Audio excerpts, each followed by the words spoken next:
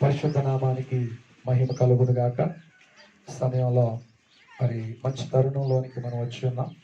మరి అన్ని కార్యక్రమాలు ముగించబడి వాక్యంలోకి వస్తున్నాం కనుక మన ధ్యానం కొరకే పరిశుద్ధ గ్రంథమైన బైబిల్లోనికి వెళదాం. మొదటి రాజుల గ్రంథం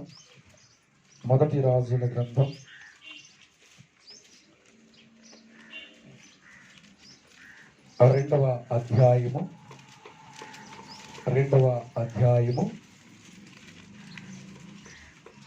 3-4 వచనాలు.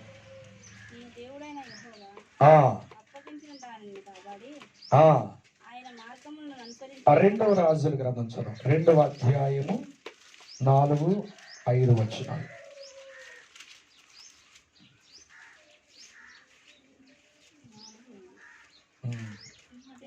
రెండవ అధ్యాయము 2వ రాజుల గ్రంథం 4-5 వచనం వరకు. పిమ్మట ఎలీషా యెహోవా నన్ను యెరికోకు పొమ్మని సెలవిచ్చి ఉన్నాడు కనుక నువ్వు దయచేసి ఇక్కడ ఉండమని ఎలీషాతో అనగా, అతడు యెహోవా జీవముతోడు నీ జీవముతోడు నేను నిన్ను విడువనెను. హల్లెలూయా, హల్లెలూయా. దేవుని పరిశుద్ధ నామానికి మహిమ కలుగునుగాక. ఈ లేఖన భాగాలలో ఉన్నటువంటి సారాంశం ఏమిటంటే, తండ్రి అయినటువంటి దేవుడు ఏలియాని పరమునకు తీసుకువెళుతున్నటువంటి సందర్భం. ఈ మాటలు అంటే పరలోకానికి ఆయన కొనిపోతున్నాడు. ఎవరిని? భక్తుడైన ప్రవక్త అయినటువంటి ఏలియాని. అయితే మన ధ్యానం ఏమిటంటే, ఆర్భాటముతోనూ ప్రధాన దూతలతోనూ ఆయన పరలోకం నుండి దిగివచ్చుతున్నప్పుడు జరిగేటువంటి 5 మార్పులు. ఆ మార్పుల్లో 2 కంప్లీట్ చేశాం. మూడవది ఏమిటంటే, బ్రతికి ఉన్నటువంటి మనము చనిపోయినటువంటి వారు లేపబడుతూ ఉండగా మనం బ్రతికి ఉన్నటువంటి మనం ఆయన రాకడ యందు మార్పు పొందుతాం. హల్లెలూయా. ఏ మార్పు అది? ఆయన ఎలాగున్నాడో మనుష్య కుమారుడనే యేసుక్రీస్తు ప్రభు ప్రత్యక్షమైనప్పుడు ఏ మహిమ అయితే ఉన్నదో ఆ మహిమ మన మీదకి పరిశుద్ధాత్మ సహాయముతో అనుగ్రహించబడుతుంది. హల్లెలూయా. ఆ మార్పు పొందాలి అంటే, ఏలియా ఏ రకంగా అయితే ఆరోహణమై వెళ్ళాడో అదే రకంగా మరణం చూడకుండా బ్రతికి ఉన్న సంఘము అంటే దేవుని యొక్క బిడ్డలు అదే మార్పు పొందుతారు. మరి ఏలియా మార్పు పొందడానికి, ఎత్తబడడానికి కారణాలు ఏమిటి? అవి మనం జ్ఞాపకం చేసుకుంటున్నాం. హల్లెలూయా. ఆ కారణాలు మనకు కూడా ఉంటే అనగా మనం కూడా ఆ యొక్క ఆత్మ సంబంధమైన విషయాలు మన జీవితంలో మనం ఆ కోణంలో కలిగి ఉంటే మనం కూడా అదే మాదిరిగా, మనం కూడా అదే విధంగా యేసయ్య వచ్చినప్పుడు మనం బ్రతికి ఉంటే చచ్చిపోకుండా.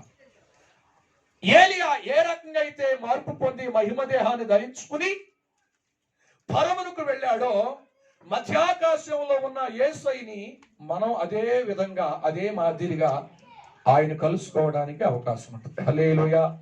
ఆయన కలుసుకోవడానికి ఆత్మ సంబంధమైన క్వాలిటీస్ ఉన్నాయి. ఎవరికి? ఏలియాకి.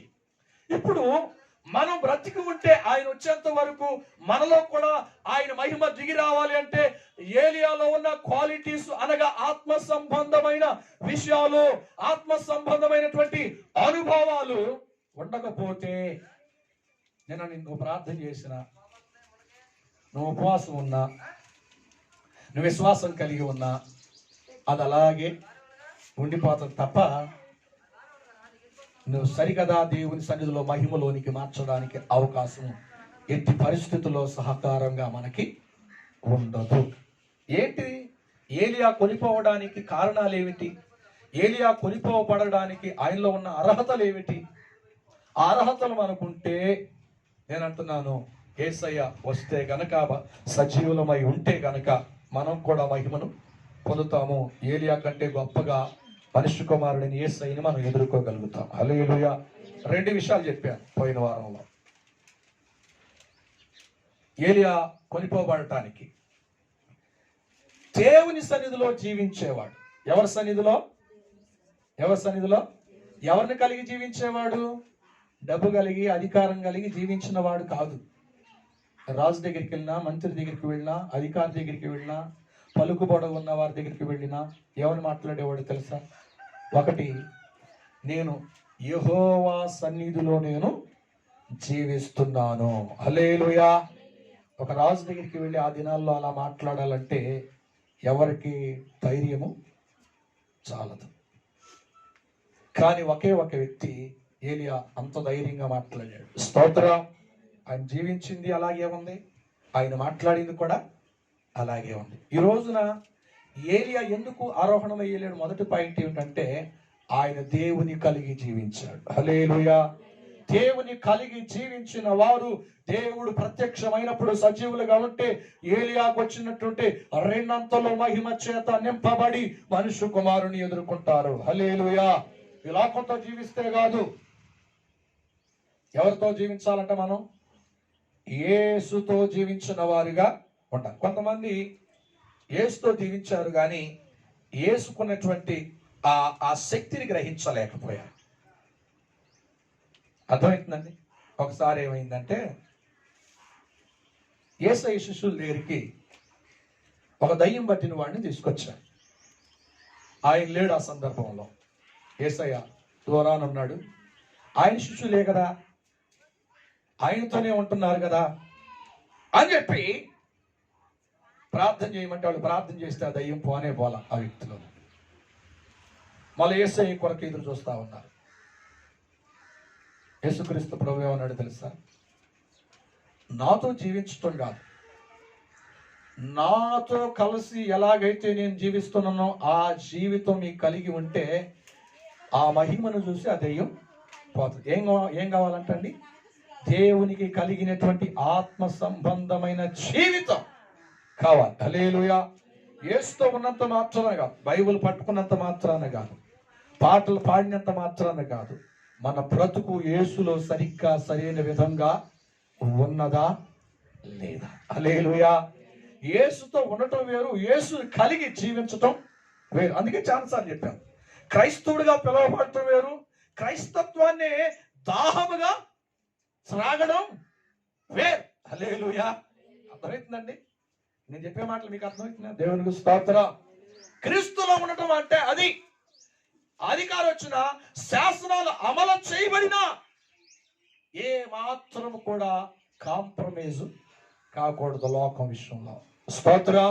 దేవుని కొరకు మాత్రమే మనం బ్రతికే వారిగా ఉండాలి. అప్పుడు రూపాంతరము మహిమ నీకు ఇవ్వబడుతుంది. ఏలియాకి ఇచ్చిన. హల్లెలూయా. రెండవది ఏమిటి? ఏ పరిస్థితుల్లోనైనా ఏలియానంటండి ఏం చేసేవాడంటండి? ప్రభు కొరకు నిలిచేవాడంట. ఎవరి కొరకు నిలిచేవాడు? ప్రభు కొరకు మాత్రమే. ప్రభు కొరకు జీవించటం ఒక వంతు అయితే, ప్రభు కొరకు నడవడం, స్తోత్రం, ఎవరి కొరకు నడవడం అంటండి? ప్రభు కొరకు మాత్రమే నడిచేవాడు. అది కష్టమైనా, అది నష్టమైనా, అది బాధ అయినా, అది వస్త్రహీనత అయినా, అది కలిమి అయినా, అది లేమి అయినా ప్రభు కొరకు మాత్రమే నిలబడేవాడు. హల్లెలూయా. మన కొరకు మనం బ్రతికితే కాదు, మన కొరకు మనం నడిస్తే కాదు. ఎవరి కొరకు నిలబడాలంట? పరిస్థితులు కొన్నిసార్లు ప్రతికూలంగా వస్తాయండి. దేవుని నుండి వస్తాయి, అపవాది నుండి వస్తాయి, లోకము నుండి కూడా వస్తాయి. అది పరీక్షా కాలం మనకి. స్తోత్ర. ఆ సమయంలో మన నడక, లేకపోతే మనం నిలబడేటువంటి విధానం ఏం కాకూడదు? కదిలిపోకూడదు. స్తోత్ర.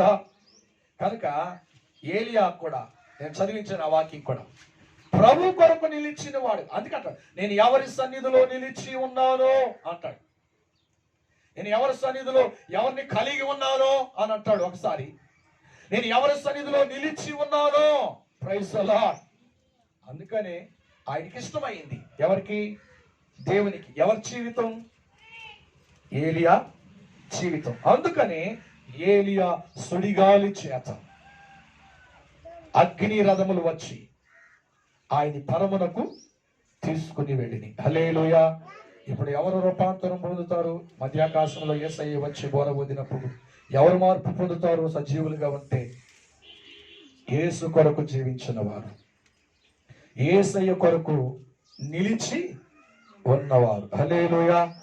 అయితే నేను చెప్పేది ఏంటంటే మూడవది ఏంటంటే ఆయనలో ఉన్నటువంటి మంచి క్వాలిటీస్ మనం చూస్తే ఏలియాలో ఉన్నటువంటి గొప్ప విషయం లేదా గొప్ప ఆత్మ సంబంధమైన విషయం మనం చదివితే యాకోబు రాసిన పత్రిక 5వ అధ్యాయం 17వ వచనాన్ని చదువుదాం.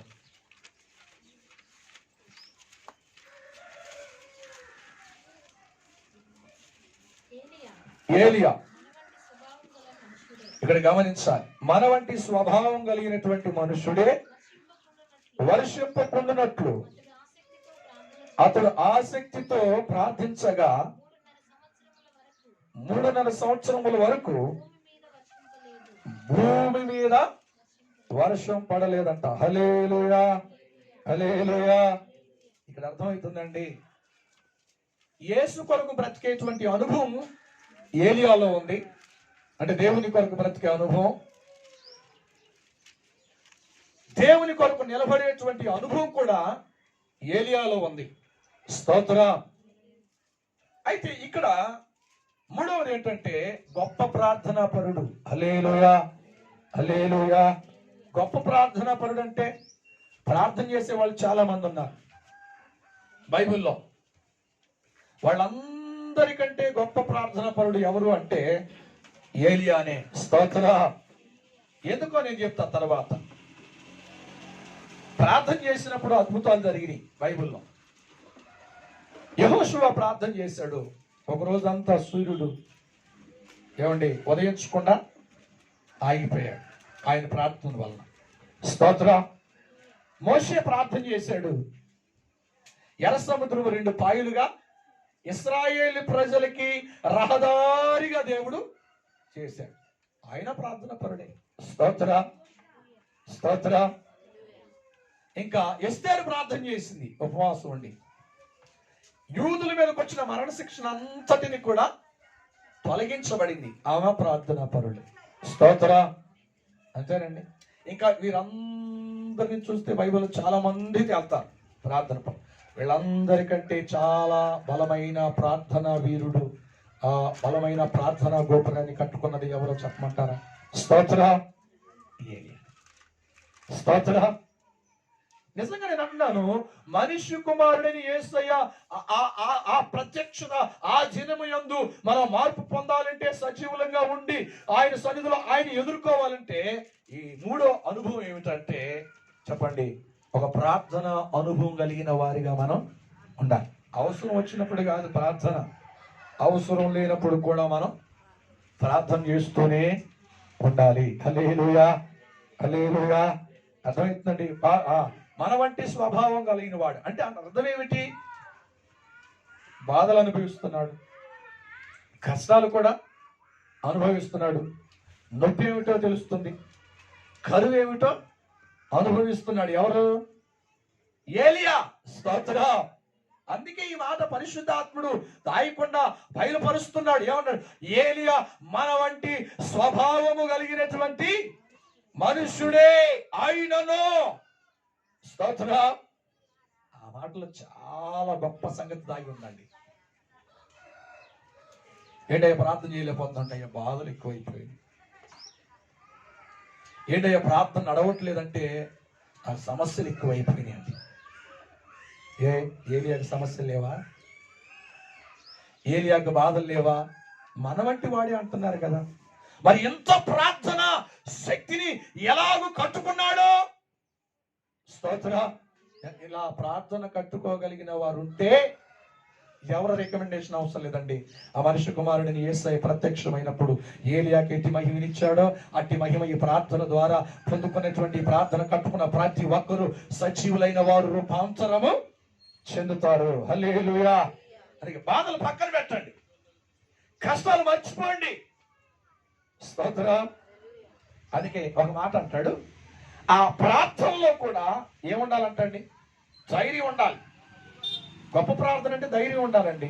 ప్రార్థన చేస్తాం కానీ భయపడతాం. ఏం చేస్తాం? ఎటు నుండి ఏ అపవాది యోశోధన తీసుకుని వచ్చి మనం పాడు చేస్తాడా? అంతేనా కాదా? స్తోత్రం. మొన్నటికి మనం ఒక ప్రార్థన చేస్తున్నామమ్మా అని అడిగితే అవును ప్రార్థన చేస్తున్నా కానండి, ఎక్కువగా ప్రార్థన చేద్దాం అనుకున్నా కానీ ప్రార్థన చేసి ఒక 5 నిమిషాలు నేను అన్ని మర్చిపోయి ప్రార్థన చేస్తుంటే ఎవరో డోర్ కొట్టినట్టు అనిపిస్తుంది, భయం అనిపిస్తుంది, ప్రార్థన ఆపేస్తున్నాను. స్తోత్రం. ఏమండి, ప్రార్థన చేసేటప్పుడు నీ ఎదుటి ఏదైనా రాని, ఆ ప్రార్థన ఎంతసేపు నిశ్చయించకుండా ఆ ప్రార్థన చేసేంత వరకు కళ్ళు తెరవకూడదు. ఏ సమస్య నీకు వినపడు. అది నిజమైన యథార్థమైన గొప్ప ప్రార్థన. ఏదో శబ్దం విన్నానని, ఏదో కేక విన్నానని ఆగిపోతున్నావు అంటే నీలో ఎక్కడో పిరికితనం, భయము, ఆందోళన ఎక్కడో ఒక మూలన దాగి ఉంది. స్తోత్ర. అందుకే ఎవరన్నాడు తెలుసా? దేవుడు అన్నాడు, ఏలియా రా అని అన్నాడు. పిలవగానే ఏలియా వచ్చి అహాబు దగ్గరికి వెళ్ళు అని అన్నాడు. ఏం చెప్పాడు? అక్కడికి వెళ్ళి ఈ సంవత్సరం మంచైనను వర్షమైనను పడదు, కరువు వస్తుంది అని చెప్తున్నాడు. అయితే ఈయన ఏం చేయాలి? నేను వెళ్ళానంటే ఆయన చేతిలో చచ్చిపోతాను ఆయన అని చెప్పాలి. స్తోత్రం. అయితే ఆ 17వ అధ్యాయం అనుకుంటా చదివితే మొదటి వచ్చిన రెండో వచ్చిన వరకు చదువుదామా? మొదటి రాజుల గ్రంథం 17వ అధ్యాయం 1వ నుండి 2వ వచ్చిన వరకు.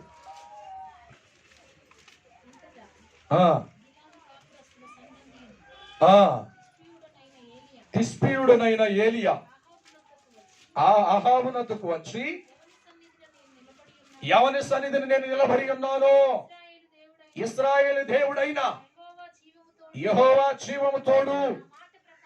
ఏ మాట అన్నాడు ఆయన? నా మాట ప్రకారము కాక ఈ సంవత్సరమైనను మంచైనను వర్షమైనను పడుదని ప్రకటించను. స్తోత్రం. హల్లెలూయా. అర్థమవుతుందండి? ఒక రాజు దగ్గరికి వెళ్ళి సామాన్యమైన ఒక వ్యక్తి దేవుడు బయలుపరిచిన ఆ ప్రకటన ధైర్యంగా ప్రకటించాలంటే మొదట ఏముండాలి? ఆయనలో ఏముండాలి చెప్పండి? ఏముండాలి? ఒక మాట నేను చెప్తానండి. ఒక ముఖ్యమంత్రి దగ్గరికి మనం వెళ్ళాలి. స్తోత్రం. మన గ్రామం గురించి, గ్రామ పరిస్థితి గురించి సర్పంచ్ దాకా కాకుండా అక్కడికే వెళ్ళాలనుకున్నాం. అక్కడికి వెళ్ళి చెప్పాలి అంటే మనకేం కావాలి? ఆ స్థలంలో తగినటువంటి హోదా అయినా కావాలి, రికమెండేషన్ అయినా కావాలి, మళ్ళీ అయితే మనం చదవగలిగినటువంటి టాలెంట్ పర్సన్ అయినా, డిగ్రీ అయినా ఉండాలి. హల్లెలూయా. ఇవేవి లేవు ఎవరి దగ్గర. ఇప్పుడు వెళ్ళమన్నా అతని దగ్గర ఏవి లేవు, ఏలియా దగ్గర. స్తోత్రం. అయితే దేవుడు పిలిచాడు, ఏలియా రా అని అనగానే ఏలి ఎక్కడికి వచ్చాడంటండి? దేవుని సన్నిధికి వచ్చాడు. ఇదిగో ఈ దేశాన్ని పరిపాలిస్తున్న రాజు అయినటువంటి అహాబు దగ్గరికి వెళ్ళాం. స్తోత్రం. వెళ్ళి అన్నాడు, ఈ సంవత్సరం మంచైన వర్షమైన పడదని చెప్పంటే ఈయనకేం పట్టాలి? హృదయంలో మొదట ఏం పట్టాలి? భయం. అమ్మో, ప్రాణంతో సెలగాట్లు ఆడుతున్నాడు దేవుడు, నన్ను అక్కడికి తీసుకువెళ్ళి నా ప్రాణం పోబోయేటట్లుగా మాట్లాడమంటున్నాడు అనేటువంటి మొదట ఏం కలగాలంటండి? భయం. అయ్యా, ఈ మాట కాకుండా వేరే మాట ఏది చెప్పమన్నా, ఏ రకంగా రికమెండేషన్ చెప్తాను, ఈ మాట నేను చెప్పను అని అన్నా. అంతేనా కాదు? స్తోత్రం. అందుకే ఇక్కడ అంటున్నాడు, ఆ ఏలియా మన వంటి స్వభావం కలిగినటువంటి మనుషుడే, కానీ ఆయన జీవితంలో ఏముందో తెలుసా? ఒక ప్రార్థన కట్టుకున్న అనుభవం ఆయనకి ఉంది. అందుకని ప్రార్థన భయాలన్నింటినీ కూడా ఏం చేస్తుందంటండి? తొలగించేస్తుంది. హల్లెలూయా. నమ్మండి. నిజంగా యథార్థంగా మనం ప్రార్థన చేస్తే మన హృదయంలో ఎక్కడ కూడా ఏ మూలను కూడా భయం అనేది ఉండదు. స్తోత్ర. ఒకవేళ ప్రార్థన చేసినప్పటికీ నీకు భయం ఉంది అంటే నీ ప్రార్థన సరిగ్గా లేదు. స్తోత్ర. అదే మాట అంటున్నాడు. అందుకే అంటున్నాడు, చెప్పగానే ఎక్కడికి వెళ్ళడానికైనా ఏమి చెప్పడానికైనా ధైర్యముగా నిలబడ్డాడు. హల్లెలూయా. ఈయన ధైర్యంగా నిలబడడానికి కారణం ఏంటో తెలుసా? ఈయన వెనకాల ఏముందో తెలుసా? ప్రార్థనా శక్తి. ఈయన ఆధారపడ్డాడు. హల్లెలూయా. మనమైతే దేని మీద ఆధారపడతాం? స్తోత్ర. అందుకే నేను అంటున్నాను, ఈ రోజున ఏలియా ఆ దినంలో ఆ పరమునకు తండ్రి అయిన దేవుడు ఆయన కొనిపోవడానికి మూడో కారణం ఏమిటంటే, ఆయనలో ఉన్న మూడో అనుభవం ఏమిటంటే, ఏలియాలో ప్రార్థనతో కట్టుకోగలిగిన వాడు. హల్లెలూయా. ప్రార్థన అనుభవం కలిగిన వాడు. స్తోత్ర. అందుకే నేను అంటున్నాను, ఒక్క మాట మనం చదివితే పరిశుద్ధ లేఖనాల్లోనికి మనం వెళ్తే లూకా సువార్త 21వ అధ్యాయం 36వ వచనంలో చక్కటి మాట రాస్తాడు. లూకా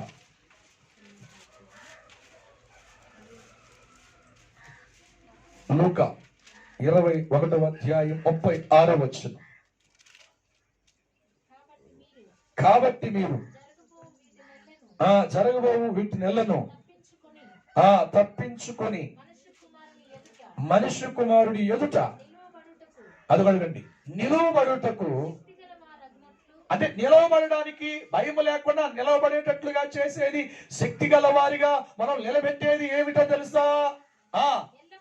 ఎల్లప్పుడూ ప్రార్థన చేయొచ్చు, మెలకువగా ఉండాలంట. హల్లెలూయా. ఇప్పుడు ఏం కావాలంట? నిజంగా ఆయన ప్రత్యక్షమై ఆయన పోర ఊదితే ఆయన ఎదుర్కోవాలంటే, మనం సజీవులంగా ఉంటే కనుక ఆయన ఎదుర్కోవాలంటే మనలో ఉన్న ఆత్మ సంబంధమైన క్వాలిటీ ఏమిటంటే, ఆయన ఎదుర్కొనేటట్లుగా, ఆయన దగ్గరికి చేర్చుకునేటట్లుగా, ఆయన దగ్గరికి మనం వెళ్ళేటట్లుగా చేసేది ఏమిటంటే, చెప్పండి, భయము లేకుండా ధైర్యంగా ఆయన ఎదుట మనం నిలబెట్టేది ఏమిటి చెప్పండి? ప్రార్థన. స్తోత్ర. కనుక ఏలియా ఆ పరమునకు వెళ్ళడానికి మూడో ఆత్మ సంబంధమైన అనుభవం ఏమిటంటే, ఆయన జీవితంలో ప్రతిరోజు, ప్రతి క్షణం, ప్రతి నిమిషం ప్రార్థన మీద ఆధారపడిన వాడుగా ఉన్నాడు. స్తోత్ర. దేవుడు ఒక వ్యక్తిని తీసుకువెళ్ళాలనుకున్నప్పుడు, ఆయన ద్వారా గొప్ప కార్యాలు జరిగించాలనుకున్నప్పుడు ఏం చూస్తాడో తెలుసా? ఆయన ఎంత ఎత్తున్నాడు, ఎంత బలమైన వాడు అని చూడు. స్తోత్ర. ఆయనలో ఆత్మ సంబంధమైన విషయాలు నేను కోరుకున్నట్లుగా ఉన్నాయా, లేవా? స్తోత్రం. ఇవే ఆయన చూస్తాం. రంగును చూడటం, ఏమండి, ఆ రంగును చూడటం, చదువుని చూడటం, అందమును చూడటం, బలాన్ని చూడటం. కానీ బలము కంటే, చదువు కంటే, పేరు కంటే బలమైనటువంటి ప్రార్థన అనుభవాన్ని ఆయన చూస్తాడు. హల్లెలూయా. అర్థమవుతుందండి? ప్రార్థనా శక్తి కలిగిన వాడుగా ఏలియా కనపడ్డాడు. కనుకనే ఆ తండ్రి అయిన దేవునితో కూడా పరమునకు వెళ్ళడానికి దేవుడు అనుమతించాడు. హల్లెలూయా. ఇప్పుడు మనం ఆ బోర ఊదినప్పుడు జరిగే ఆ మూడో మార్పులు, మనం మనిషి కుమారుడిని యేసయ్యని ఎదుర్కోవాలంటే మనం ఏం కలిగి ఉండాలి? స్తోత్రం. మనం ఏం కలిగి ఉండాలి? చెప్పాలి ప్రార్థన. స్తోత్రం. ఇంకా మనం కొంచెం ముందుకెళ్తే కనపడిన వారందరికీ చెప్తాం, అయ్యా నా కొరకు మీరు ప్రార్థన. స్తోత్రం. నాకు బాధలు ఉన్నాయ్యా, కష్టాలు ఉన్నాయ్యా. స్తోత్రం. ఇలాగా చేసుకుంటూ రికమెండేషన్ చేసుకుంటూ దేవుడు అడుగుతాడు రేపు, ఏమా ఏది నీ ప్రార్థన శక్తి అని అన్నప్పుడు ఏం కనపడద్దంట? మన వెనకాల అంతా జీరోనే. స్తోత్ర. ఎందుకు ఈ మాట చెప్తున్నానండి? ఇప్పుడు చదివాం కదా లూకా సువార్త, ఏమండి, 21వ అధ్యాయము 36వ వచనం. మనిషి కుమారుడు ఎదుట జరగబోయే వాటన్నిటిని ధైర్యంగా తప్పించుకొనడానికి శక్తి గలవారిగా ఆయన ఎదుట మనం నిలబడాలి అంటే, స్తోత్ర, ఎల్లప్పుడు పోట్లాడాలా? ఎల్లప్పుడు ప్రార్థన తప్పించాలా? స్తోత్ర. ఏం చేయాలంట? చెప్పాలి. అవసరం వచ్చినప్పుడా, ఆపద వచ్చినప్పుడా, కష్టం ముంచుకొచ్చినప్పుడా, ఎప్పుడండి? ఎల్లప్పుడూ. స్తోత్ర. అలా ఎల్లప్పుడు ఎట్ట జరుగుతుందండి అయ్య గారు అని మీరు అనొచ్చు. స్తోత్ర. నేను ఒక వ్యక్తిని చూపిస్తా. రోజుకంటండి 7 సార్లు దేవుని స్తుతించాడంటండి. ఎవరు ఎవరు బైబిల్లో? దావీదు. ఎన్నిసార్లు అంటండి? 7 మార్లు స్తుతించాడంటే 7 సార్లు రోజుకు ప్రార్థన చేసినట్టే కదా. స్తోత్ర. ఏమంటే రాజుకే సమయం దొరికితే సామాన్యమైన మనకి సమయం దొరకదా? స్తోత్ర. అర్థమవుతుందండి? ఆయన వెనకంటండి 100 మంది అంట మంచినీళ్ళు అయితే 100 మంది క్యూలో కట్టి తీసుకొస్తారు. ఆహారం కావాలి అంటే రాజాని ఆహారం తీసుకొని క్యూ కడతారంట. అలాంటి ఆయన కొరకు క్యూ కట్టేవాళ్ళు ఏమంటే తండోపతండాలుగా నిలబడితే వారందరినీ పక్కన పెట్టి నిత్యము దేవుని సన్నిధిలో ప్రార్థన చేశాడంట ఒక వ్యక్తి. హల్లెలూయా. ఎవరంట ఆయన? ఎవరో? దావీదు. ఇంకో వ్యక్తిని గుర్తు చేస్తాం. రాజు శాసనం అమలైంది. 30 రోజుల వరకు ఎవరికి ప్రార్థన చేయకూడదు, ప్రార్థన చేస్తే సింహాలకి ఆహారం వేసేస్తా అన్నాడు ఒక ఆయన. ఆ రాజ్యంలోనే ఉన్నాడు ఈయన. రాజు సమూహంలోనే ఉండి ఆ శాసనాన్ని అమలు చేసినప్పుడు చూశాడు. చేసుకుంటే చేసుకుని నాకేం అవసరం అన్నట్లుగా ఒక వ్యక్తి, ఒక ప్రార్థన పరుడు, ఆయన లక్షణం ఏంటో చెప్తున్నా. వెళ్ళి ఆయన ఇంటి మీదకి వెళ్ళి అంటండి, ఆయన దేశం ఎటైతే ఉందో యెరూషలేము తట్టు ఆయన కిటికీలు తెరిచి రోజుకి ఎన్నిసార్లు ప్రార్థన చేశాడు ఉంది దానియేలు గ్రంథంలో. ఎన్నిసార్లు అంటండి? ఇప్పుడు భోజనం ఎన్నిసార్లు చేస్తాం? స్తోత్ర. అండి చేసేవాళ్ళు ఉన్నారు లేదు. స్తోత్ర. కానీ ఆయన భోజనం కంటే ఇప్పుడు 2 సార్లే భోజనం చేస్తే డైటింగ్ అంట. స్తోత్ర. కానీ భోజనం దానికంటే ఎక్కువగా 3 సార్లు ప్రార్థించగలిగినటువంటి దానియేలు. స్తోత్ర. అర్థమవుతుందండి? నేను ఎందుకు ఈ మాటలు చెప్తున్నానంటే, ప్రార్థన జీవితం కట్టుకోలేము అనేటువంటి అవిశ్వాసపు మాట మన మనసులోనికి సాధ్యపడుతుంది. స్తోత్ర. నిత్యము ప్రార్థన చేయడానికి సాధ్యపడుతుంది. ప్రార్థనలో కట్టుకోవడానికి ఆ కృపను కూడా దేవుడు మనకి ఇస్తాడు. హల్లెలూయా, హల్లెలూయా. ఒక ఆయన ఎంత సమయాన్ని దేవుడు ఇచ్చాడండి, ఎంత అవకాశాన్ని ఇచ్చాడండి. ఒకే సంఘంలోకి వెళ్తున్నారు, ఒకే ఇంట్లో నివసిస్తున్నారు. బైబిల్లో ఉన్న మాటలే చెప్తున్నా, నేను పక్కన ఉన్న మాటలు చెప్తున్నా. స్తోత్రం. అయితే ఆ పడి ఉండి రోగంతో ఉన్న వ్యక్తిని చూశాడు, మంచి విశ్వాసి. ఆయనకి కొంచెం ప్రేమించి భోజనం పెడతామన్న కనికరం కూడా అతనికి లేదు. సంఘంలో పేరైతే ఉంది కానీ సమాజంలో మంచి చలామణి కలిగిన వ్యక్తిగా ఉన్నాడు కానీ తనతో పాటు ఉన్న క్రైస్తవుడు ప్రేమించలేనిటువంటి మనస్సు లేనివాడుగా ఉన్నాడు. లూకాసు వార్తలో కనపడతాడు. 16వ అధ్యాయంలో ఒక ధనవంతుడు దరిద్రుడు ఉన్నాడు. మీకు చక్కగా పరిచయం అవడానికి చెప్పేశాను. అయితే ఇద్దరికి చనిపోవడానికి మరణం దగ్గరికి వచ్చింది, చనిపోయాడు.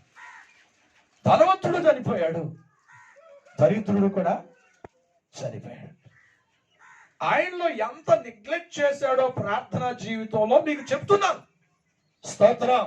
ఎంత జీవితాన్ని ఇస్తే అంత జీవితాన్ని దుర్వ్యసనాలకి, స్వంత కార్యాలకి ఏంటి తాను వినియోగించుకున్నాడు అనే సంగతి మీకు తెలియజేయడానికి ఈ విషయం చెప్తున్నాను. స్తోత్రం. అర్థమవుతుందండి?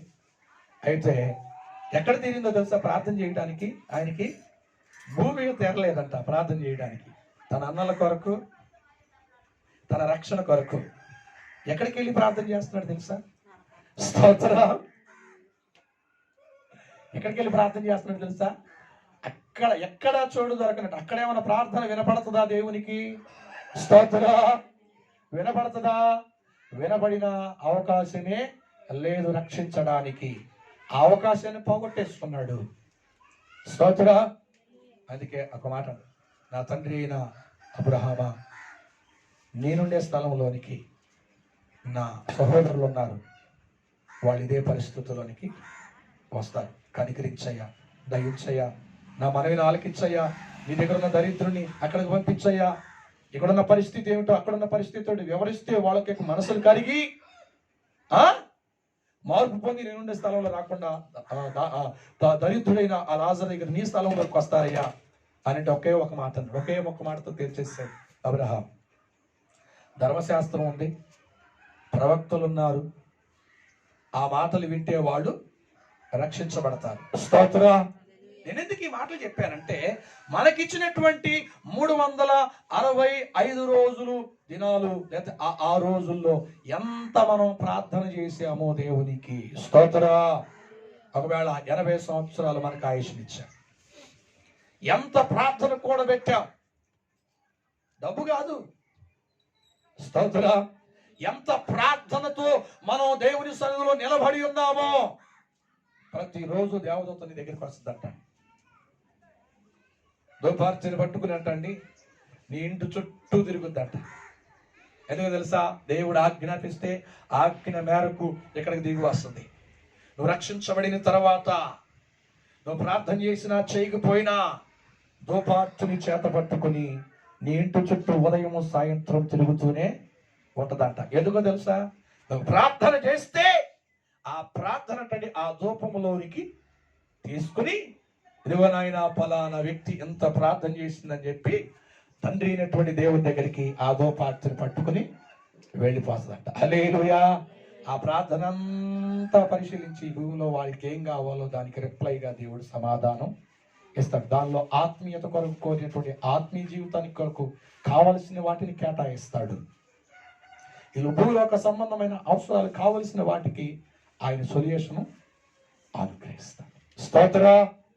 ఎంత నష్టపోతున్నామో ప్రార్థన చేయక, ఎంత దేవుని ఆశీర్వాదాలు పోగొట్టుకుంటున్నామో ప్రార్థన చేయక. దాంతోపాటు ఇంకో విషయం నేను చెప్పేది ఏమిటంటే, ఆ మనిషి కుమారుడు వచ్చినప్పుడు మనం రూపాంతరం చెందాలి అంటే ఏలియా కట్టుకున్న ప్రార్థన అనుభవం మనకు ఉండునుగాక. హల్లెలూయా. ఏలియా ఆరోహణం అవటానికి కారణం ఏంటి? రూపాంతరం చెందడానికి కారణం ఏంటి? చనిపోకుండా, మరణం చూడకుండా దేవుని సన్నిధికి వెళ్ళడానికి కారణం ఏమిటో తెలుసా? ప్రార్థనా పరుడు. స్తోత్ర. ఏ ప్రార్థన? అవసరం ఉన్నప్పుడు చేసే ప్రార్థన కాదు, బాధలో ఉన్నప్పుడు ఏడ్చి చేసిన ప్రార్థన కాదు, బ్రతికి ఉన్నా చనిపోయినా ప్రభు కొరకు నిత్యము ప్రార్థించగలిగినటువంటి అనుభవం ఎవరిలో ఉంది? ఏలియా. ఈ రోజున సార్వత్రిక సంఘముగా ప్రభు కొరకే అన్ని విడిచిపెట్టి ప్రభుని వెంబడిస్తున్నటువంటి సంఘముగా మనం ఉంటే, ఏలియా ఏ రకంగా అయితే ఆరోహణమై తండ్రి అయినటువంటి ఆయన స్థలంలోనికి వెళ్ళాడో, మధ్యాకాశంలో దిగి వస్తున్న యేసయ్యని మనం ఎదుర్కోవాలంటే మనలో కూడా ఈ మూడో అనుభవం ఏముండాలి చెప్పాలి? ప్రార్థన. స్తోత్ర. హల్లెలూయా. ఏమండి, ప్రార్థన అంటండి పాపం చేయకుండా ఆపుదంట. పాపమేమో ప్రార్థన చేయనివ్వదు. పాపం ఉంటే ప్రార్థన ఎట్లా నడుస్తుందండి? స్తోత్ర. ప్రార్థన చేస్తే పాపం మన దగ్గరికి ఎలాగూ వచ్చింది. స్తోత్ర. ప్రార్థనలో ఉన్న శక్తి పాపం రాకుండా అడ్డుపడద్ది, పాపం చేయకుండా అడ్డుపడద్ది. ప్రార్థన మహిమ కలిగినటువంటి ఆ స్థలంలో ఆయన తిరిగి రాబోతున్న ఆయన ఎదుర్కోవడానికి శక్తిని కూడా ఇస్తుంది. ప్రార్థన మన బలహీనతలను, మనకున్న శ్రమలను కూడా చేయించుటకు శక్తిని ఇచ్చింది. హల్లెలూయా. ఎంత ప్రార్థనలో ఎంత చక్కగా అవసరం కలిగినటువంటి ఈ ప్రార్థన అనుభవం నిజమైన క్రైస్తవులు మర్చిపోనే. స్తోత్ర. స్తోత్ర. అందుకే నేను అంటున్నాను, ఈ రోజున ప్రార్థనా శక్తి మనకి కావాలి. ఏ శక్తి కావాలంటండి? ప్రార్థనా శక్తి. అంటే ప్రార్థన అనుభవం. ప్రార్థించి, అందుకే యేసుక్రీస్తు ప్రభువు రాత్రంతా ప్రార్థన చేసేవాడంట. ఎప్పుడు చేసేవాడు? రాత్రంతా ప్రార్థన చేసేవాడు, పగలంతా సువార్త. అందుకే అద్భుతాలు జరిగినాయండి. యేసయ్య వెళుతూ ఉండగానే చచ్చిపోయిన వాళ్ళు లేచారు. యేసయ్య నీడబడంగానే కుష్ఠరోగులు బాగుపడ్డారు. కారణం ఏంటో తెలుసా? ఆయనలో ఉన్న దైవత్వం కాదు. దైవత్వం పక్కన పెడితే అసలు కారణం ఏంటో, రహస్యం ఏమిటో చెప్పమంటారా? యేసుక్రీస్తు తండ్రితో నిత్యము రాత్రంతా కూడా ప్రార్థన చేశాడంట. ఆయన ప్రార్థన చేస్తుండగా పరలోక సైన్యం దూతలు వచ్చి ఆయన బలపరిచేయమంట. ఎక్కడికి వెళితే అక్కడ అద్భుతాలు చేయడానికి శక్తిని విడుదల చేసింది. హల్లెలూయా. అందుకే నేను అంటున్నాను, ప్రార్థన అంటే మొక్కుబడితో కూడింది కాదు. ప్రార్థన అంటే ఏంటో వడంబడిక చేయాలి కదా అని చేసేది కాదు. అది ఎక్కడి నుండి రావాలంట? ఎక్కడి నుండి రావాలంట? భారం ఎక్కడి నుండి కట్టుకోవాలంట? ఆ భారం చెప్పాలి హృదయములో నుండి. స్తోత్రం. కొంతమంది ఈ వాక్యం చెప్పామనుకోండి, ఈ వారంలో వచ్చే వారం వరకు ప్రార్థన గురించే ప్రార్థన చేయడానికి ప్రయత్నం చేస్తూ ఉంటారు. స్తోత్రం. అతను వచ్చే వారం ఇంకో ప్రసంగం వచ్చినప్పుడు ఆ ప్రసంగం వరకు. అది కాదు. స్తోత్రం. ఆత్మ జీవితంలో మనం నేర్చుకోవాల్సింది అది కాదు. అది ఏదైతే విన్నామో అది మన జీవితంలో నిశ్చయిత వచ్చేంత వరకు మనం పర్ఫెక్ట్ గా ఉన్నాము ప్రార్థనలో అని మనకు నిర్ధారణ అయ్యేంత వరకు ఆ ప్రార్థన శక్తిలో మనం పోరాడుతూనే ఉండాలి. అది ఆత్మీయ జీవితంలో మనం ఏమంటే సాధిస్తున్నటువంటి ఆత్మీయ అనుభవం. హల్లెలూయా. వచ్చినప్పుడే కలిగినప్పుడే మాట్లాడినప్పుడు ఉద్యోగం వచ్చేది క్రైస్తవత్వం కాదు. స్తోత్రం. అది ఎప్పుడు కూడా నిండుగా బాటిల్లో వాటర్ ఉన్నట్టుగా. ఏమండి? అంతేనండి. ఎప్పుడు కూడా దేవుని సన్నిధిలో నిండుకుండా తొలగినట్లుగా ఉండినట్లుగా ఆత్మీయ జీవితం అన్ని విషయాల్లో, అన్ని విధాలుగా, అన్ని రంగాలలో ఆత్మీయ జీవితంలో ఎప్పుడు తొలగకుండా మనం ఉండాలి, నేర్చుకోవాలి. స్తోత్రం. అది ఆ ఏలియాలో ఉంది. ఇప్పుడు మార్పు పొందాలి అంటే మన జీవితంలో ఏం కావాలి? ఏలియా కలిగిన ప్రార్థన జీవితం. హల్లెలూయా. హల్లెలూయా. ఇంకో మాట ఏమనుందో తెలుసా? ఎంతమంది అయితే ప్రార్థన చేస్తారో వారు రక్షించబడతారు ఉంది. ఎక్కడ? అపోస్తల కార్యంలో. స్తోత్ర. ప్రభు నామమున ఎంతమంది అయితే ప్రార్థన చేస్తారో వాళ్ళందరూ కూడా రక్షించబడతారు. స్తోత్ర. ఒక ఆత్మకే రక్షణ కాదంటండి, మన శరీరానికి మహిమ కలిగినటువంటి దేహమును కలుగజేసేది కూడా ప్రార్థనా శక్తి వలనే. స్తోత్ర. స్తోత్ర. అందుకే నేను అంటున్నాను, ఈ నాలుగవది ఏమిటంటే ఏలియాలో ఆయన దేవుడిని ఎదుర్కోవడానికి దేవుని సన్నిధిలో మహిమా శరీరం ధరించుకోవడానికి ఏలియాలో ఉన్నటువంటి నాలుగో అనుభవం ఏమిటంటే, చదువుదామా? పరిశుద్ధ గ్రంథం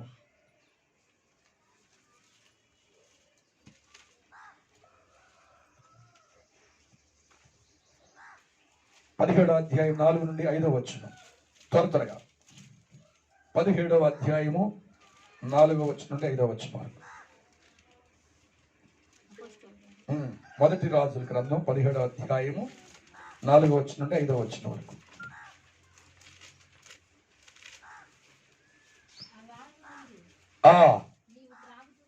నీవు త్రాగుదువు, అచ్చటికి నీకు ఆహారము తెచ్చునట్లు నేను కాకోలములకు ఆజ్ఞాపించుదును. అతనికి తెలియజేయగా అతడు పోయి యెహోవా సెలవు చొప్పున యోర్దానుకి ఎదురుగా ఉన్న కేరీతు వాగు దగ్గర నివాసం చేశాడు. హల్లెలూయా. ఇప్పుడు అహాబు దగ్గరికి వచ్చి ధైర్యం కలిగి మంచైనా వర్షమైనా పడదని చెప్పాడు. గొప్ప ప్రార్థనా పరుడు. ఈ అనుభవం. ఈ నాలుగవది ఏమిటంటే ఏలియాలో ఉన్నటువంటి నాలుగో అనుభవం విశ్వాసం. స్తోత్రం. ఏంటిదండి? విశ్వాసం. ఈ ఆరోహణం అవడానికి నాలుగో కారణం ఏమిటంటే ఆత్మ సంబంధమైన విషయం విశ్వాసం. ఎందుకు విశ్వాసం అని చెప్తున్నానంటే, ఇక్కడ దేవుడు ఏలియాని ఎక్కడికి వెళ్ళమంటున్నాడంటే, అయ్యా రాజులు అన్నటువంటి పట్టణంలో వెళ్ళు, నువ్వు పోషించబడతావు, ఆహారం కొదువు లేకుండా ఉంటుంది అని చెప్పాడండి. స్తోత్రం. లేకపోతే ఒక మంచి పట్టణం ఉంది, సమృద్ధి కలిగిన పట్టణం, కరువు లేకుండా ఉంది, ఈ కరువు కాలంలో అక్కడ నువ్వు బ్రతుకుతావు, అక్కడికి వెళ్ళు, నీ కొరకు నేను సిద్ధపరిచాను అని చెప్పలా. మరి ఎక్కడికి చెప్పాడు?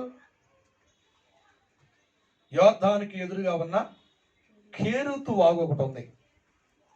ఊరు పేరు చెప్పలేదు, పట్టణం లేకపోతే జనసంచారం చేసే ప్రాంతం చెప్పలా. ఎవరికి? అక్కడికి వెళ్ళి బస చేయమని ఏలియాకి. జనసంచారం లేనిటువంటి ప్రాంతంలోనికి ఎవరిని పంపించాడు చెప్పాలి? ఏలియాని పంపించాడు. ఇప్పుడు మనమైతే ఏం చేస్తాం? అక్కడ ఎవరున్నారయ్యా, నేను చచ్చిపోవడానికి నీకు ఇష్టమైందా ఏమిటి? జనులు లేరు, మనుషులు లేరు, ఆహారం పెట్టేటువంటి నాదుడు లేడు, అక్కడికి వెళ్ళి నన్ను కూర్చోమంటావేంటి, అక్కడ నన్ను నివాసం చేయమంటావేంటి? అసలు నువ్వేనా మాట్లాడేది? స్తోత్ర! మనకైతే ఎన్ని డౌట్లు వస్తాయో, అంతేనండి. సహజంగా నేను చెబుతున్నానండి. కానీ ఏలియాకి ఎంత విశ్వాసం అంటే ఆయన సాధ్యపరచగలడు అనే బలమైన విశ్వాసం, గొప్ప విశ్వాస వీరుడిన. స్తోత్ర! మనమైతే చాలా పెడతాం, చాలా విషయాలు, చాలా సందేహాలు ఉంటాయి. కానీ ఏ సందేహం లేకుండా, ఏ డౌట్ లేకుండా వెళ్ళినటువంటి వ్యక్తి ఎవరు అంటే దేవుని మాటకు లోబడి ఏలియా. ఎక్కడికి వెళ్ళాడు తెలుసా? కేరేతువాగు. కేరేతువా అంటే ఏం తెలుసా? అంతా శూన్యమే. స్తోత్ర! ఖాళీ, ఆధారం లేదు అన్నట్టు. కేరేతువాగు అంటే ఆధారం లేనటువంటి ప్రాంతం. ఎందుకు ఈ మాట చెప్తున్నానంటే అక్కడ మనుషులు మనుగడ ఉందండి, ఉందా? వాగు ఉంది, వాగు నీళ్ళు తాగడం, ఆహారం ఇచ్చేవాళ్ళు ప్రజలు అక్కడ లేరు. కానీ ఎక్కడికి వెళ్ళమంటున్నాడు ఏలియాని చెప్పాలి? కేరేతు వాగు దగ్గరికి వెళ్ళి దాగి ఉండుము. ఎక్కడ దాక్కోవాలంట? ఒక ఇంటినో, ఒక భవనాన్నో, రాజభవనాన్నో చూపించాలి. కానీ ఈ దేన్ని చూపిస్తున్నాడు ఆయన? కేరేతు వాగు దగ్గరికి వెళ్ళి దాగి ఉండుము అంటే మనకైతే చెప్పలేనంత కోపం మనకు వచ్చేది. స్తోత్ర! అదేమి లేదండి ఏలియాలో. ప్రభువా నువ్వు చెప్పావు కదా అని చెప్పేసి ఎక్కడికి వెళ్తున్నాడు? ఎంత నమ్మకత్వం కలిగిన వాడండి. ఒక పరీక్ష. ఎవరికి? ఏలికి పరీక్షా కాలం. కేరేతు వాగు అంటే పరీక్షా స్థలం, పరీక్షా కేంద్రం. స్తోత్ర! అక్కడికి వెళ్ళాడు. వెళ్ళంగానే సరే వెళ్ళాడు, ఉన్న బలం ఉంది, అరిగిపోయింది కదా, అయిపోయింది, సాయంత్రం అయ్యింది. ఇప్పుడు ఆయన ఊరుకుంటే ఆకలి ఊరుకుంటుందా? స్తోత్ర!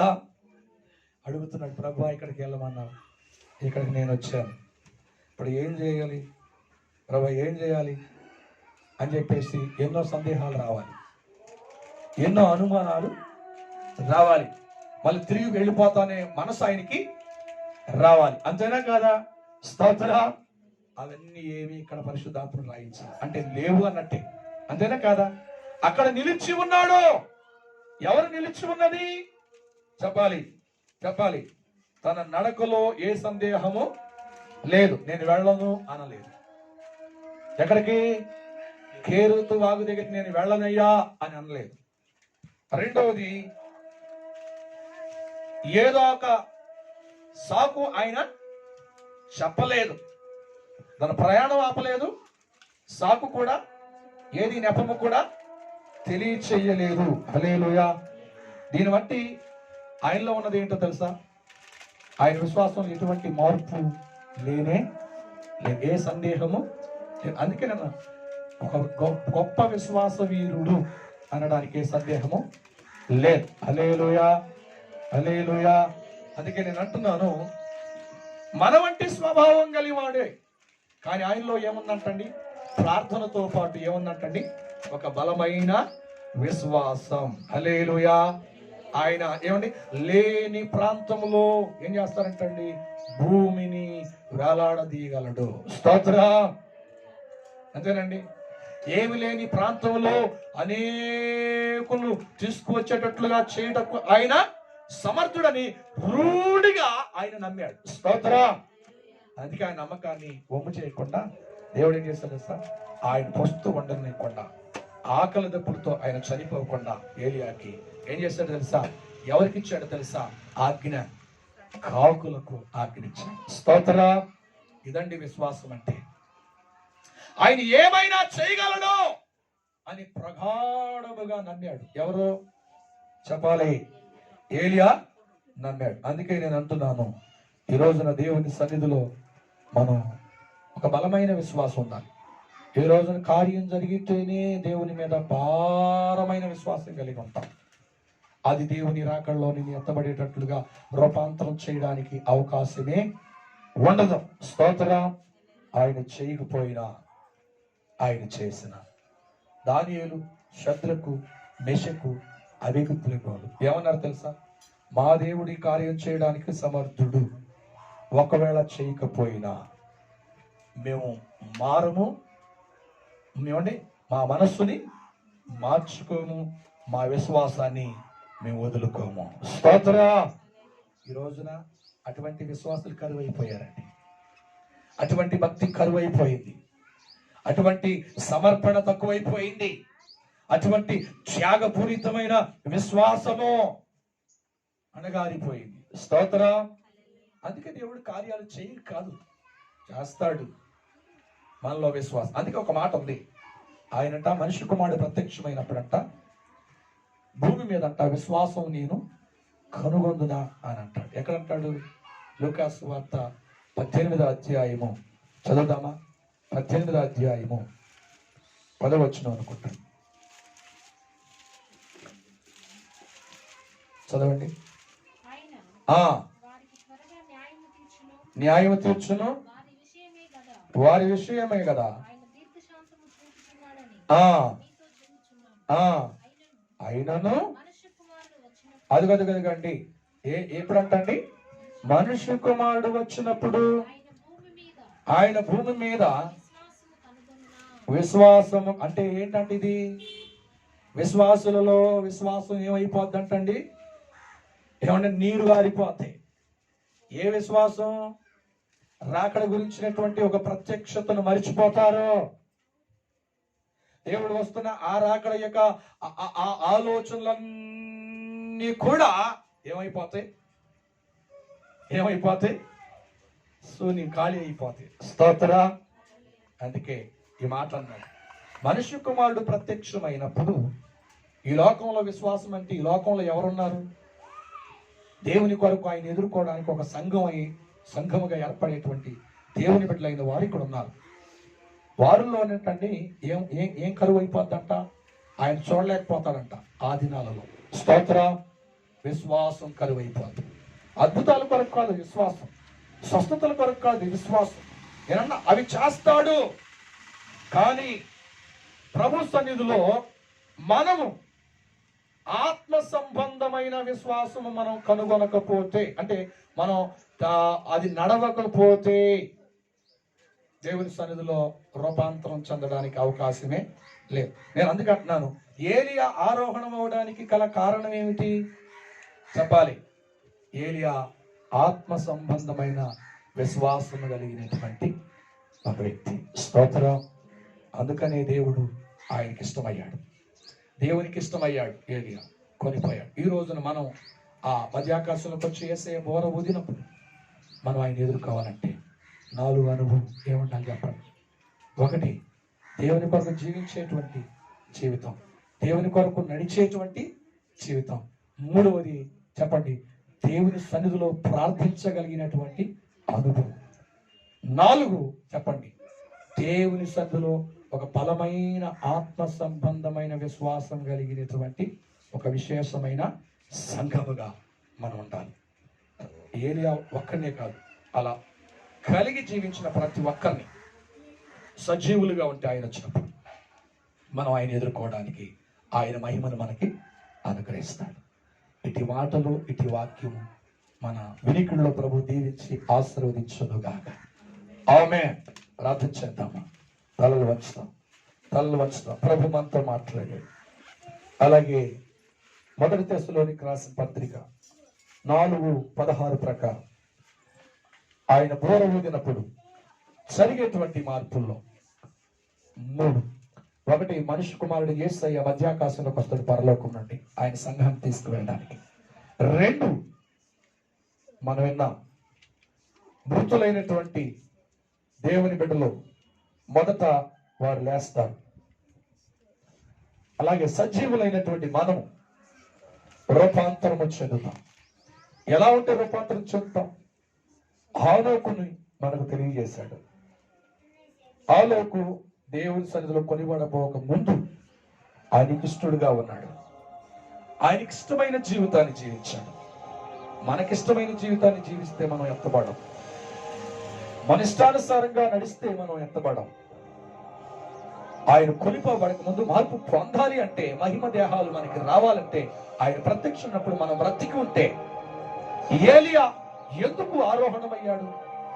ఆరోహణం అవడానికి ఉన్న క్వాలిటీస్ ఏమిటి మనం నేర్చుకుంటున్నాం.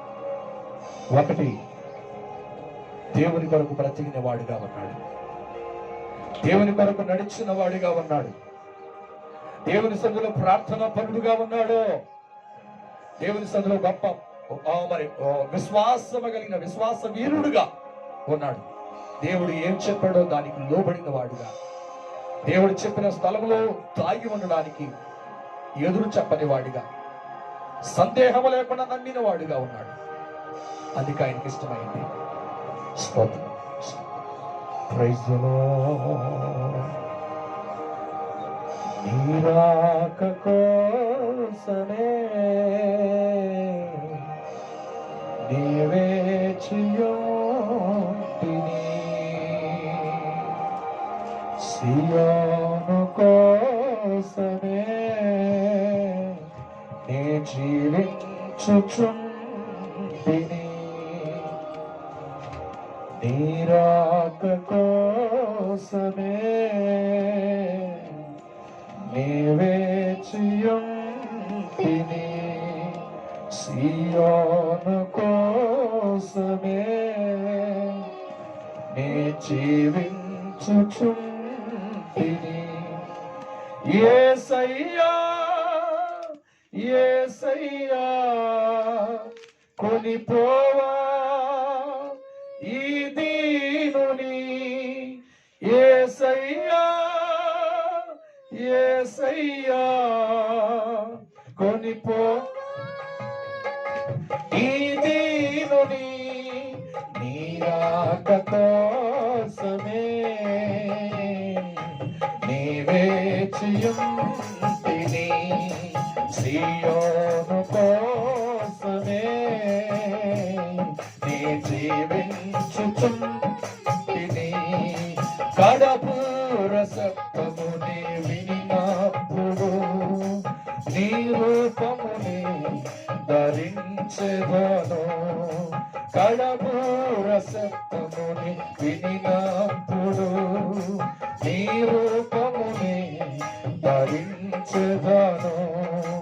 ఈ మంటి పోలిక రూపాంతరము పొంది, ఈ మంటి పోలిక రూపాంతరము పొంది, నీ వలె నేను మారెదను, నీతోనే నిత్యము ఉండెదను, నీ వలె నేను మారెదను, నీతోనే నిత్యము ఉండెదను. అందుకే నీ రాక కోసమే నీ వేచియుంటిని, సియోను కోసమే నీ జీవించుటిని. యేసయ్యా యేసయ్యా కొనిపోవా ఈ దీనుని, యేసయ్యా యేసయ్యా కొనిపోవా ఈ దీనుని, నీ రాక యేసయ్యా నీకు రాకడ కొరకే నీ వేచియుంటిని, సియోను కోసమే నీ జీవించుటిని, సియోనులో నీతో నేనుండుటకు, సియోను రాజువై నన్నేలుము, సియోనులో నీతో నేనుండుటకు, సియోను రాజువై నన్నేలుము, సియోనులో నీ ముఖము చూచుటకు, సియోనులో నీ ముఖము చూచుటకు ప్రతినిత్యము నీతో నిలిచెదను, ప్రతి క్షణము ప్రేమింతును, ప్రతినిత్యము నీతో నిలిచెదను, ప్రతి క్షణము నిన్నే ప్రేమింతును, నీ రాక కోసమే యేసయ్యా వేచి గ్లోరీ సియోను కోసమే నే జీవించుచుంటిని, యేసయ్యా యేసయ్యా గ్లోరీ ఈ దీనుని ఎన్నో గుర్తు జరుగుతున్నాయి నా రాకడికి, నువ్వు మార్పు పొందుతున్నావా? కొనిపోవా యేసు కొరకు బ్రతకాలి, యేసు కొరకు నిలవాలి, యేసు కొరకు ప్రార్థన కలిగి శక్తి గలవాడిగా నిలబడాలి. ఒక ఆత్మ సంబంధమైన విశ్వాసం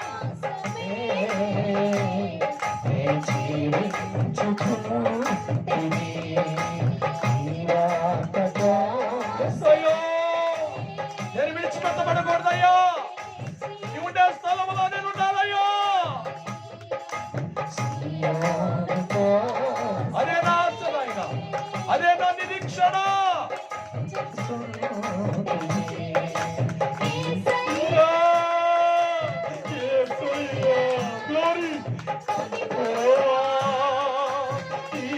అయ్యా ఎంతకాలం పాపములో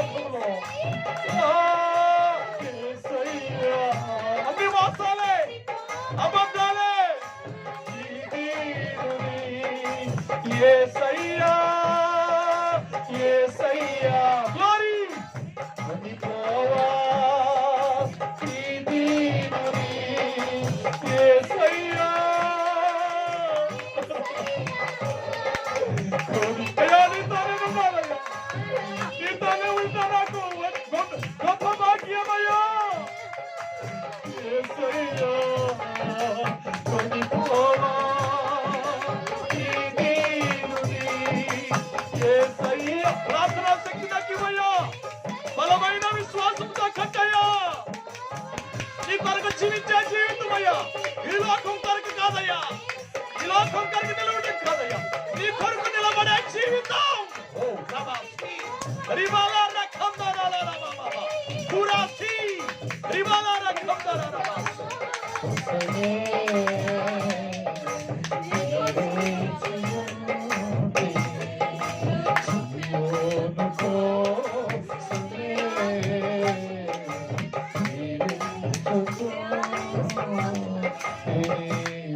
అవునయ్యా, నీ కొరకు నేను బ్రతకాలయ్యా. ఈ లోకం మాయయ్యా, కొన్ని రోజులు కనబడి మాయమైపోయి ఈ లోకము కొరకు నేను ఆశపడుతున్నానేమో నాయన. నీ కొరకే నేను బ్రతకాలి, ఈ లోకంలో ఉండగాని లోకంలో నీ కొరకు జీవించాలి, నీ కొరకు నడవాలయ్యా, అనేకులు నడిపించాలయ్యా. ప్రార్థనాత్మ నాకు దయచేయ్యా. ఓ బలమైన ఆత్మ సంబంధమైన విశ్వాసం ఆయన అయ్యా, నీ రూపాంతరం చెందేటువంటి విశ్వాసం అయ్యా, ప్రభు నేను ఎదుర్కొనేటువంటి ప్రార్థనా శక్తి అయ్యా, నీ కొరకు బ్రతికేటువంటి జీవితం నేను మార్పు తీసుకొస్తాయా అయ్యా, నీ రాకడలో నేను ఎదుర్కోగలుగుతాను. ఏలియా కలిగినటువంటి అనుభవాలు మాకు దయచేయండి అయ్యా,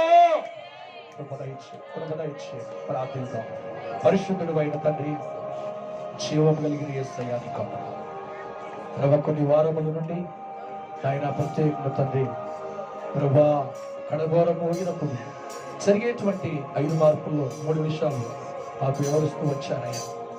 ప్రత్యక్షమవుతారని అది ఆకాశంలో మొదటిగా, రెండవదిగా మృతులైన వారు మొదట లేస్తారు, మృతులైన పరిశుద్ధులు ఎలా ఉంటే లేస్తారో దాని గురించి వివరించారు. అలాగేనైనా ప్రభా నిలిచిన పరిశుద్ధులైన మేము రూపాంతరం చెందాలంటే ఏలియా ఆనోకు ఏ రకంగా అయితే ఆత్మ సంబంధమైన అనుభవాలు కలిగి ఉన్నారో అటు అనుభవాలు ఈ సార్వత్రిక సంఘముగా నీ కొరకు ఎదురు చూస్తున్నాం. మేము ఈ గుణగణాలు కలిగి మేము జీవించినప్పుడే ప్రభు వారు కలిగిన మహిమను మాకు అనుగ్రహిస్తారని విధించారు. మొట్టమొదటిగా నీ కొరకు జీవించేవారిగా, నీ కొరకు నడిచేవారిగా, బ్రతికేవారిగా మేము ఉండాలని ఏలియాలో ఉందని మాతో మాట్లాడారు.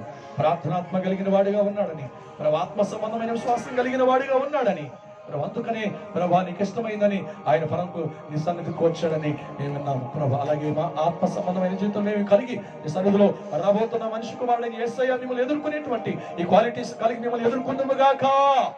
ప్రభు దయచేసి ప్రభు మమ్మల్ని కట్టండి, మహిమ తెచ్చుకోండి. యేసుక్రీస్తు నామములో ప్రార్థించి అడిగి వేడుకొచ్చున్నాము తండ్రి, ఆమేన్. యేసు రక్తమే జయం, ప్రభు యేసు రక్తమే జయం, ప్రభు యేసు నామం సంపూర్ణ విజయం కలుగునుగాక. తండ్రి నా దేవుని ప్రేమ, కుమారుడిని యేసుక్రీస్తు వారి కృప, ఆదరణకర్త పరిశుద్ధాత్మ సహవాసం సన్నిధి కూడా ఉన్న మనతో లోకం సకల పరిశుద్ధులకు, అలాగే దేవుని రాకడ కొరకే సిద్ధపాటు కలిగి ఈ అనుభవాలు కలిగి ప్రభు కొరకు ఎదురు చూస్తూ వారందరికీ సదాకాలముతో నడిపించుగాక. ఆమేన్. God bless.